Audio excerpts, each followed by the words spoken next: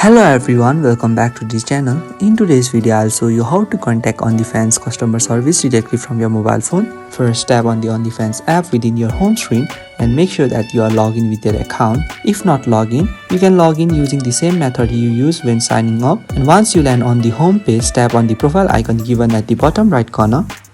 Here you will see a small preview of your profile along with different options. From the profile menu, tap on help and support. This will redirect you to the community guidelines page. At the top of the page, you will see a search bar, so you can use it in order to find the resolution for the issue. And below that, there are three main options: for all users, for creators, and for fans.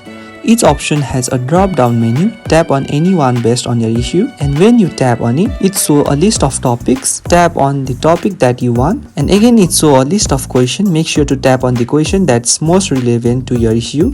When you tap on the question, this will open a new screen showing the answer related to that problem. And below those section, at the left side, you will see an option called Take Me to Support. Tap on it.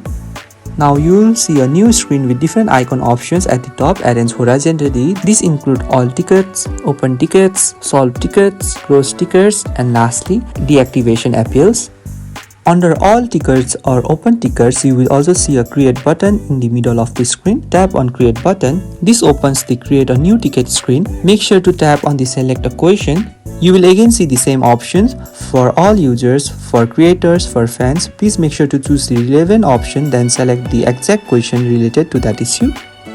Once selected, the question will appear on the screen, and below that you can also see the details section. Here you can clearly explain your issue, and if you want, you can also attach files option which can upload screenshots or documents if needed. Please make sure that the attached files must be in PNG, JPG, GIF or PDF form. After filling in all the required details, the create ticket button becomes activated. Then tap on it to submit your request, and you can also preview it through the open tickets section. And that's it. Your support ticket has been successfully submitted to OnlyFans Customer Service, and you can track its status under open tickets or all tickets.